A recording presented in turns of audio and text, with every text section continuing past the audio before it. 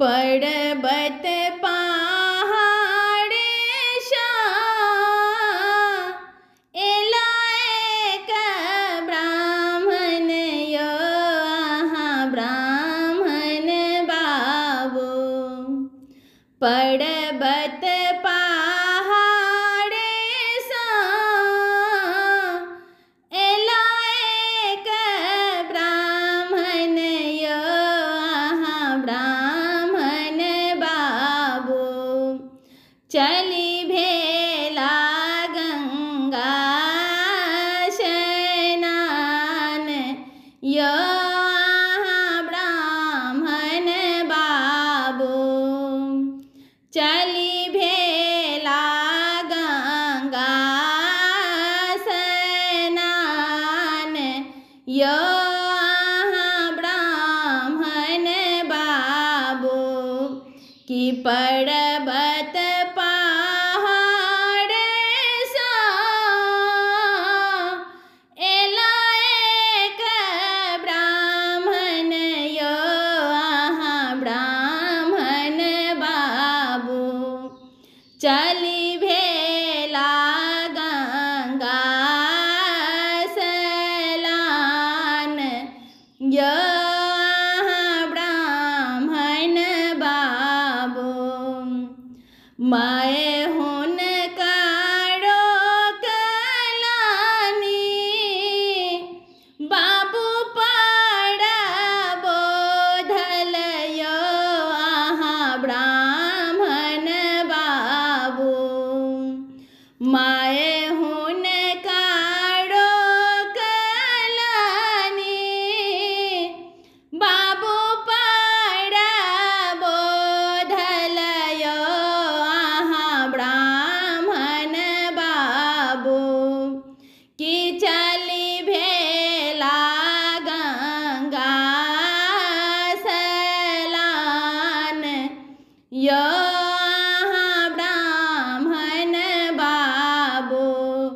कि चली भेला गंगा स्नान यो ब्राह्मण बाबू। हटलो ने माने ब्राह्मण डटलो ने माने यो ब्राह्मण बाबू। कि हटलो ने माने ब्राह्मण डाटलो ने माने यो ब्राह्मण बाबू। कियो ब्राह्मण बाबू। चली भेला गंगा स्नान यो ब्राह्मण बाबू।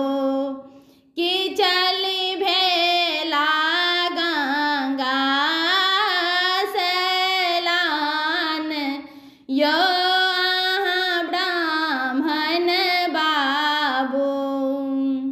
नहाए ब्राह्मण भीर चढ़ी बसला यो ब्राह्मण बाबू। नहाए ब्राह्मण भीर चढ़ी बसला यो ब्राह्मण बाबू। कियो ब्राह्मण बाबू। चली भेला गंगा स्नान यो ब्राह्मण बाबू।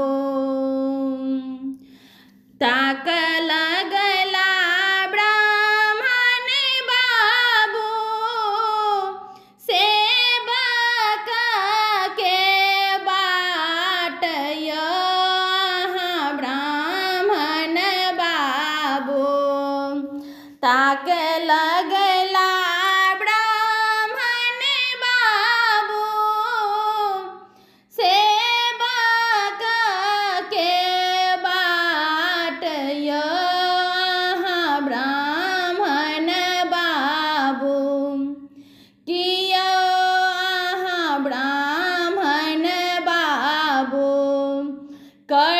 लगला बला गोहाड़ यो ब्राह्मण बाबू चाली भेला गंगा सलान यो ब्राह्मण बाबू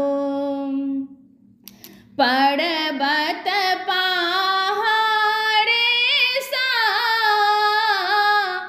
एला एक ब्राह्मण यो ब्राह्मण बाबू कियो ब्राह्मण बाबू चली भेला गंगा शलान यो ब्राह्मण बाबू।